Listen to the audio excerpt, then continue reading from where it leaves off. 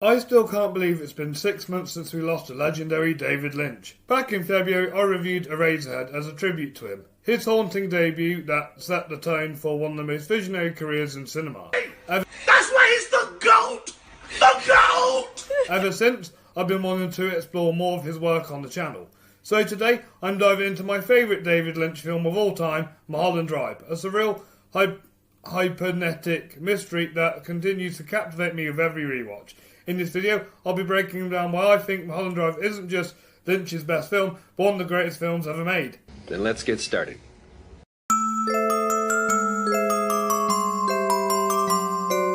Even though the story unfolds like a series of vignettes strung together, not a single moment feels like filler. Everything ties into the bigger picture, how abstract that picture may be. It's unfortunate that Lynch took the true meaning to the grave, but in a way, that was always his intention. He wanted the audience to interpret it in their own way, to feel it rather than explain it. Once you get into the rhythm of the film, you start piecing together what's going on. And at its core, I think it's a brilliant exploration of dreams, identity, and the toxic underbelly of Hollywood. Lynch just doesn't show how people chase fame, he shows how they get it broken by it. Through fractured characters and surreal imagery, he paints Hollywood as both a dream factory and a nightmare machine. Even after multiple viewings, I still walk away saying, what the did I just watch? But that's the beauty of it. Lynch's genius is that he doesn't hand you the answers, he immerses you in the mystery. And Mulholland Drive is a mystery I never get tired of losing myself in. Lynch's direction is on full display here, with his surreal imagery and signature visual style constantly making you question what's real and what's not. The atmosphere is thick with unease, and every frame feels meticulously crafted to blur the lines between fantasy and reality. It's a bold strategy, Cotton. Let's see if it pays off for him. Peter Deming's cinematography is phenomenal, capturing both the glitzy and grimy sides of Los Angeles with a dreamlike, somewhat nightmarish quality that perfectly matches Lynch's vision.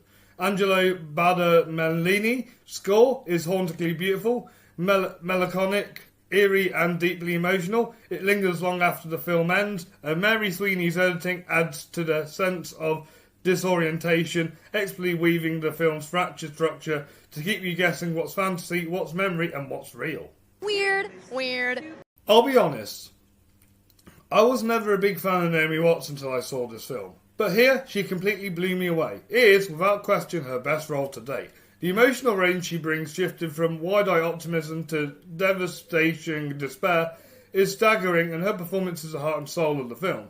You coconut. Justin Theroux is also fantastic and honestly steals the show whenever he's on screen. His dry, deadpan delivery adds this weird, off-kilter energy that feels perfect into Lynch's world. The supporting cast also deserve praise too. Laura Harring brings an energetic presence to Rita, and Ann Miller is unforgettable in her final role, and we get great turns from Mark Pellegrino and Robert Forster. Oh, yes, and Billy Ray Cyrus shows up for a brief cameo, and somehow delivers one of the best and most unexpected lines in the entire film. Just forget you ever saw it. It's better that way. Now, I know Mulholland Drive isn't typically classed as a horror film in the traditional sense, but there are horror elements woven throughout it. From its sudden, jarring jump scares to its surreal and deeply unsettling imagery, the film often plays like a waking nightmare. Lynch taps into this eerie space between dream and reality where the logic breaks down and fear creeps in without explanation. The themes of identity loss, isolation, and the corrupting power of Hollywood can be just as terrifying as any monster and moment, like in the infamous diner scene or Club Silencio, generally crosses into horror territory. While it may not be seen as a traditional horror film by genre, it certainly contains moments that are just as frightening and disturbing as anything in this genre.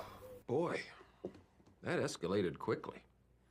I mean, that really got out of hand fast. Before I share with you my final thoughts on Mulholland Drive, I just want to remind you guys to hit that like button, subscribe to Fright on Flix, and follow us on social media so you don't miss a single scare. Have you seen Mulholland Drive? What did you think to it? You let me know in the comments down below, and please tell me what David Lynch film you want me to cover next. I'm really trying to review more films I'm passionate about here on the channel, and Mulholland Drive has become one of my absolute favourites since I first watched it back in... Get on with it. Yes, get on with it! Damn. It's been a while since that's happened. Never mind. back to the review. No more distractions. Overall, Mulholland Drive stands as David Lynch's magnum opus for many reasons, but most of all, it's because it captures everything that makes him the iconic, one-of-a-kind director we all know and love. From Lynch's writing and direction to the powerhouse performances, mesmerising cinematography, haunting score and masterful editing, this is one of the best films I've ever seen. It was perfect. Perfect. Everything, down to the last minute details. I'm giving Mulholland Drive a full 5 out of 5 stars and a solid 10 out of 10. Thank you all for watching today's video. Please check out Mulholland Drive, see it for yourself and form your opinion. It's a film that demands to be experienced. If you're new here, please check out all my past videos, including my review of Eraserhead that's also directed by David Lynch. Please join me next time when I talk about the greatest zombie film ever made. But until then, keep the chills alive, and as always, stay spooky.